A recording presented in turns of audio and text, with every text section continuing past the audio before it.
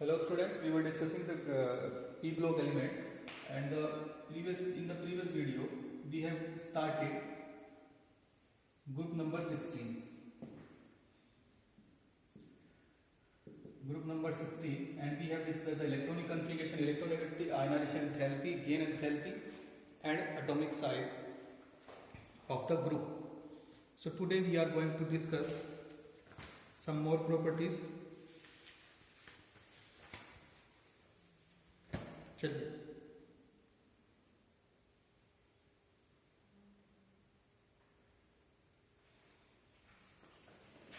Physical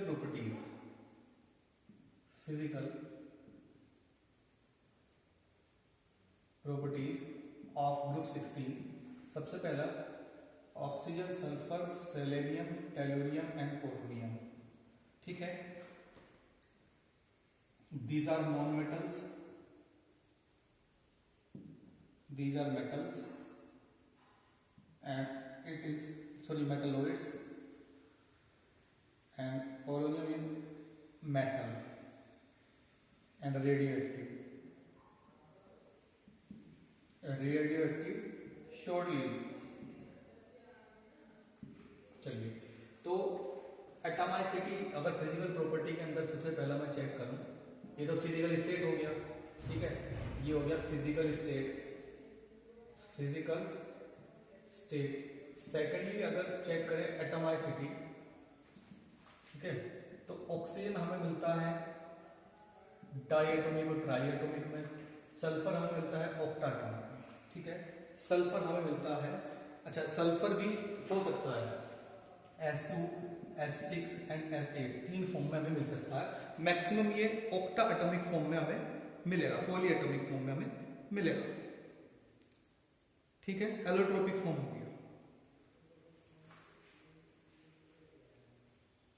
ठीक है, third है atomic size. Atomic size decreases down to the group, आपको पता ही है। फोर्थ है आपका melting point and boiling point. ठीक है, ये इंक्रीज होते हैं, increases down to the group. ठीक है, ये इसका फिजिकल प्रॉपर्टीज थी। ठीक है, जनरल प्रॉपर्टी होती है, सिंपल कोई। अब यहां पर जो इंपोर्टेंट है, यहां केमिकल प्रॉपर्टी में स्टार्ट होते हैं, केमिकल प्रॉपर्टीज में। और सबसे पहला है, सबसे पहला जो है यहां पर है oxidation number and it is most important. ठीक है, ऑक्सीडेशन नंबर। अब इस ऑक्सीडेशन नंबर में क्या क्या होगा देखते हैं। As we know, oxygen, sulphur, selenium, tellurium. ठीक है, पोलोनियम भी चलिए लिख लेते हैं। ठीक, general electronic configuration NS2 NP4। ठीक है, NS2 NP4 होना। जब NS2 NP4 होना ही है तो क्यों ना इसका हम एक ऑर्बिटल डायग्राम बना दें।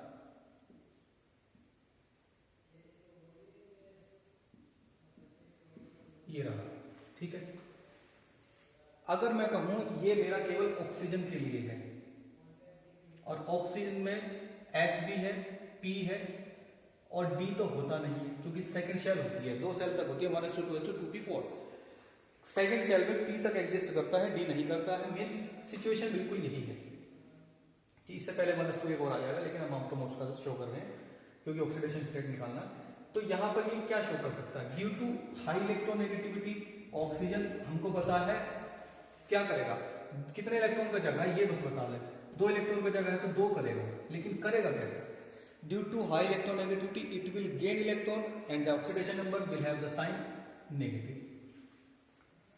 हो गया, सिंपल है। लेकिन अगर ऑक्सीजन का कोई कंपाउंड फ्लोरीन के साथ आ जाए, भाई मैंने कहा था साइन डिपेंड करेगा इलेक्ट्रोनेगेटिविटी पे। हमने कहा कि 2 इलेक्ट्रॉन का जगह है, बिल्कुल ठीक है, 2 इलेक्ट्रॉन का जगह है, काम खत्म हो गया। हो गया। अब जब 2 इलेक्ट्रॉन का जगह है तो इसकी जो वैलेंसी है वो 2 हो गई, यानी कि इसका ऑक्सीडेशन नंबर 2 हो गया, 2 हो गया। अब इलेक्ट्रोनेगेटिव बाकी सबसे तो ज्यादा है, फ्लोरीन से कम है, बाकी सबके साथ तो ये नेगेटिव शो कर लेगा, लेकिन फ्लोरीन के साथ पॉजिटिव 2 शो करेगा, +2 शो करता है। ठीक है, +2 शो करता है ऑक्सीजन फ्लोरीन के साथ +2, क्योंकि अब वहां ये डोनेट करेगा। दूसरी बात क्या होगा कि ऑक्साइड में तो इसका होता है -2 और +2 किसके केस में, OH2 के केस में, ठीक है। दूसरी बात पर ऑक्साइड में होता है इसका -1 क्यों होता है, for example H2O2 Lewis structure HOOH। अब बॉन्ड में इसमें पोलरिटी है, इसके इलेक्ट्रॉन यहाँ है तो इसके लिए -1 तो यहाँ से आ गया। इस ऑक्सीजन के पास भी इलेक्ट्रॉन यहाँ है, इलेक्ट्रॉन -1 एक ऑक्सीडेशन स्टेट वहां से आ गया, क्योंकि एक इलेक्ट्रॉन ये एक्सेप्ट कर रहा है। अब बात करते हैं इस बॉन्ड की, ये बॉन्ड नॉन पोलर है क्योंकि ये ऑक्सीजन के बीच में है और दोनों पेयर जो बॉन्ड पेयर होगी वो बिल्कुल exactly at the centre at the middle of the bond होगी, जिसकी वजह से इनकी इस बॉन्ड की वजह से कोई कंट्रीब्यूशन इन ऑक्सीडेशन नंबर नहीं होगा, 0 0। तो अब यहाँ पर ऑक्सीडेशन स्टेट ऑक्सीजन का एक ऑक्सीजन एटम का होगा -1। तो यही आपको बताना था कि पेरोक्साइड में होता है -1। तीसरा है सुपर ऑक्साइड KO2। अगर आप इसको चेक करोगे तो ये आ रहा है, ये होना है, क्योंकि ऑक्सीजन पोटेशियम के पास तो एक ही इलेक्ट्रॉन है, तो मोस्ट फिर ऑक्टेट पूरा कर लेगा। अभी जो ऑक्सीडेशन नंबर है ये 2 में बढ़ जाएगी और ये -1/2 हो जाएगी, क्योंकि एक ऑक्सीजन के लिए हमको चेक करना है, तो एक ऑक्सीजन के लिए -1/2, ठीक है। ये भी हमने बता दिया आपको ऑक्सीजन के बारे में, ये भी हमने बता दिया। सबसे पहला 2 क्यों शो करेगा वो हमने बता दिया, according to the electronic configuration. -1 और -1/2 क्यों शो करेगा वो भी हमने बता दिया। अब यहाँ पर देख लेते हैं बाकी अदर एलिमेंट्स का ऑक्सीडेशन नंबर कैसे कंसिडर करेंगे।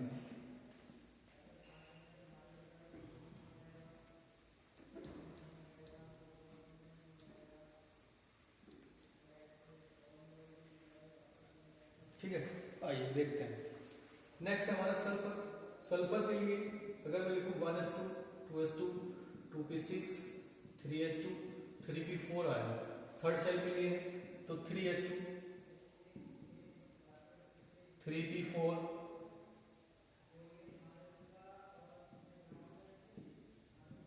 और जब थर्ड शेल बना तो डी भी बन चुका था, हालांकि 0 है, हालांकि खाली है, ठीक है।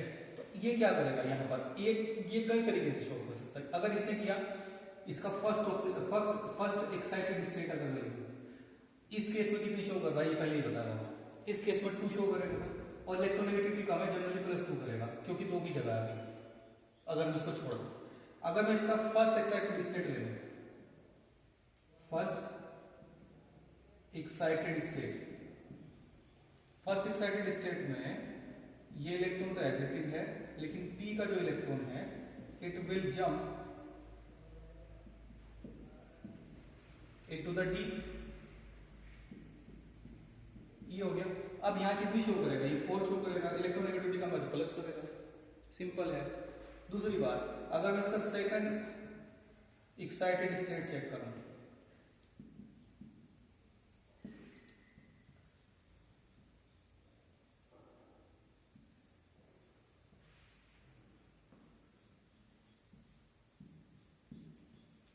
ठीक है, अगर ये 4 शो करेगा तो यहाँ क्या होगा, P और D के बीच में होगा, यहाँ ये वाला इलेक्ट्रॉन भी जंप करके सेकेंड ऑक्सीडेशन स्टेट, इसकी सेकेंड एक्साइटेड स्टेट देगा, जिसमें कि इसका sp3d2 हाइब्रिडाइजेशन बनेगा और यहाँ इसका 6 आएगा जो कि प्लस में होगा, और एक s3p और 2d sp3d2, और जो कि ये ऑक्टाहेड्रल ज्योमेट्री शो करेगा। बस ये है। तो इस तरीके से बढ़ते चले जाएंगे। अब बात है कि सल्फर +2 करेगा। अब ये जो बाकी है ना, ये सब प्लस में करना स्टार्ट कर देंगे। +2 तो कम से कम सब करेंगे, फिर +4 भी करेंगे क्योंकि सबकी 2 एक्साइटेड स्टेट बन रही है, ठीक है। ये 6 भी करेगा लेकिन यहां नहीं करेगा, ठीक है, यहां नहीं करेगा। इसका रीजन क्या है, इसका रीजन है tendency to show higher oxidation state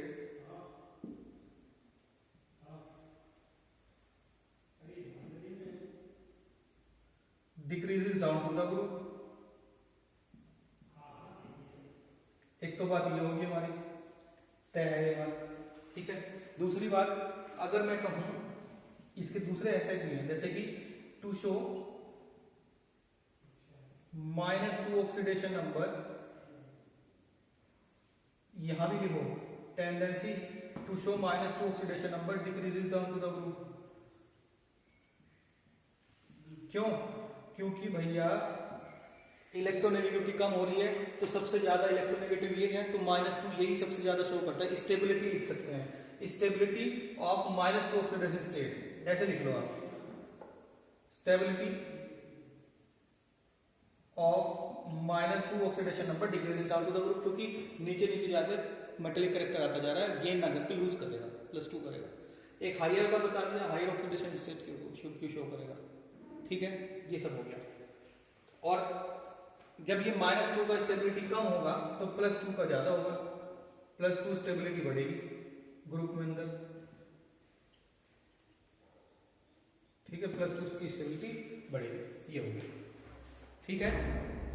तो ये था इसका ऑक्सीडेशन नंबर के बारे में।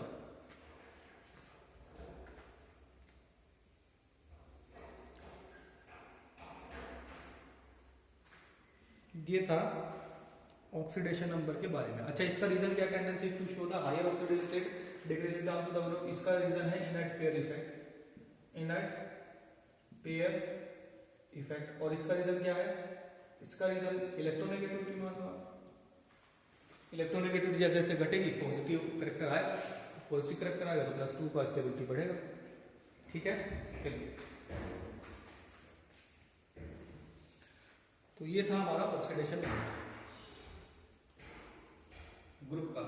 तो ग्रुप की शक्ल देखिए, ग्रुप के इलेक्ट्रॉनिक कॉन्फ़िगरेशन की सारी चीजें आ जाती हैं। चलिए, you can take the screenshot of this. इसके बाद स्टार्ट कर लेते हैं anomalous properties of oxygen. Anomalous का मतलब होता है डिफरेंट बिहेवियर। अनोमलस का मतलब होता है अगर अपनी फैमिली में है हम, तो हमारे पास कुछ ऐसी प्रॉपर्टीज होंगी जो केवल हमारे पास ही हो सकती हैं, उस चीज को बोलते हैं अनोमलस। तो ऑक्सीजन फैमिली में ऑक्सीजन के पास कुछ अनोमलस प्रॉपर्टीज होती है।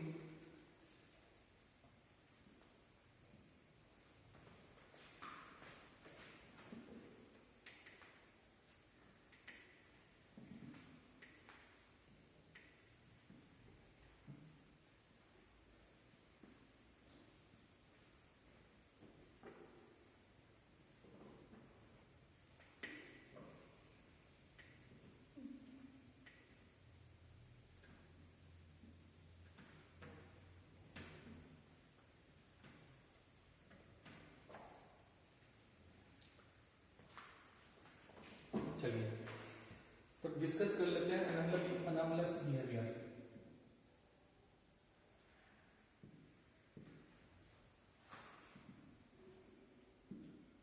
Of oxygen.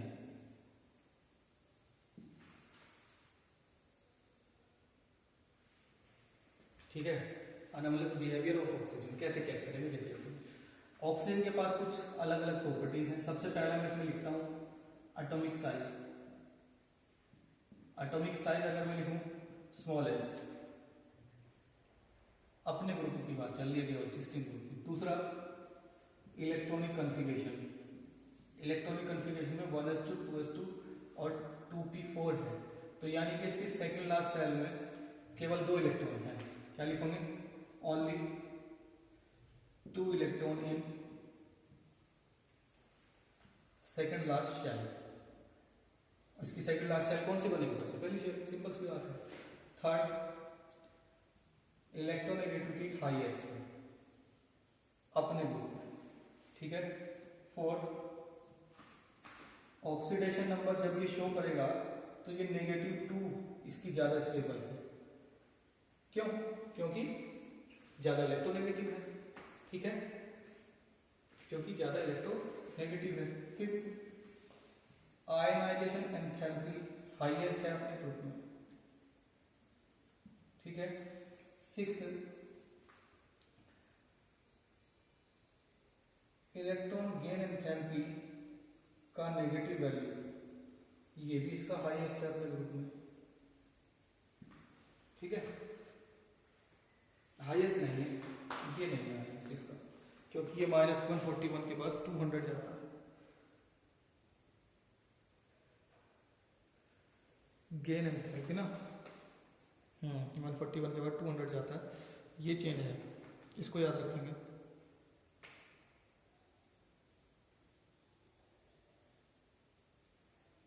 ठीक है, इसको नहीं, इसको यहाँ आप इसको लिख सकते हो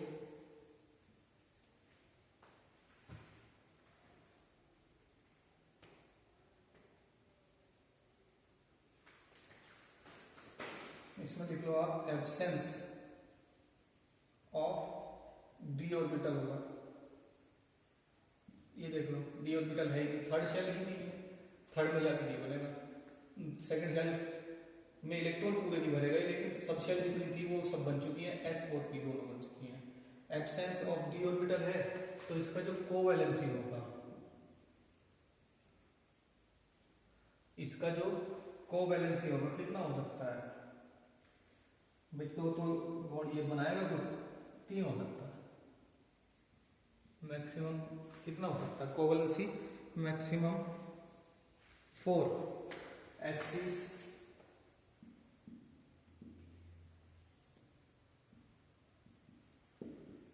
4, क्यों क्यों होगा, 2 बॉन्ड ये बनाए, एक लोन पर एक लोन पर एक लोन पर ये, सॉरी 2 लोन पेयर, तो ये कितने कोवैलेंट को बॉन्ड बना सकता है, कोऑर्डिनेट हो चाहे कोवैलेंट हो, covalency H6 up to 4 bond. ठीक है, ये हो गया।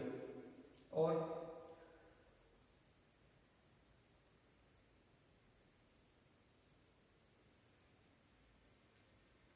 क्या हो सकता है भाई, ठीक है काफी है इतने, और कुछ याद आएगा तो आप लिख लेंगे। ठीक है, चलिए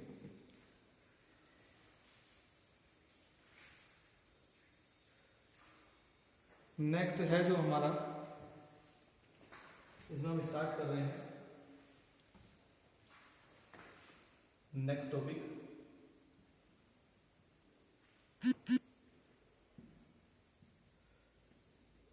रिएक्टिविटी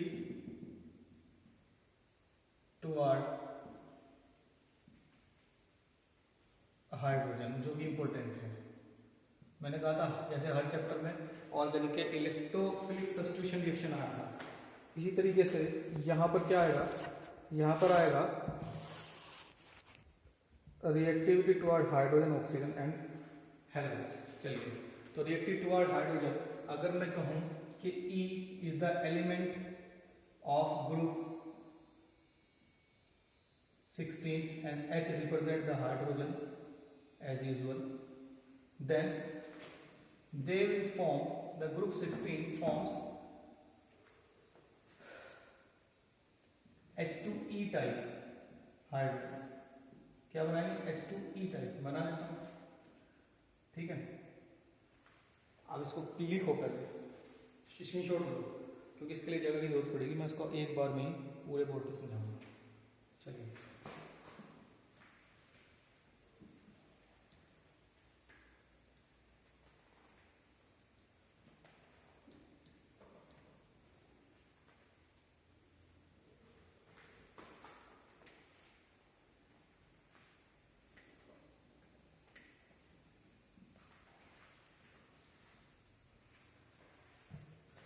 तो यहाँ पर क्या है, यहाँ पर है हमारा, ये बनाया है H2O,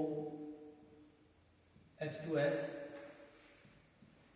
H2SE, H2TE, TO, polonium के हम कंपाउंड मेजर नहीं करते, polonium is already radio active and short lived, so उसको हम कंसिडर नहीं कर पाएंगे, इनमें डिवाइड करेंगे। चलिए, तो सबसे पहला इसमें जो होगा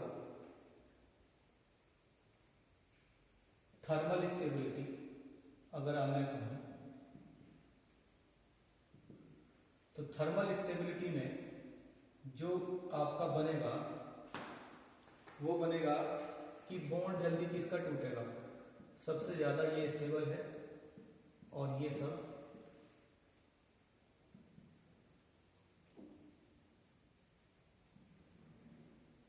कम स्टेबल है। एक तो इनके बॉन्ड बनते जा रहे हैं, दूसरा इसका बॉन्ड भले ही छोटा है लेकिन ये H बॉन्डिंग करता है। ठीक है, तो इसका थर्मल स्टेबिलिटी सबसे ज़्यादा है।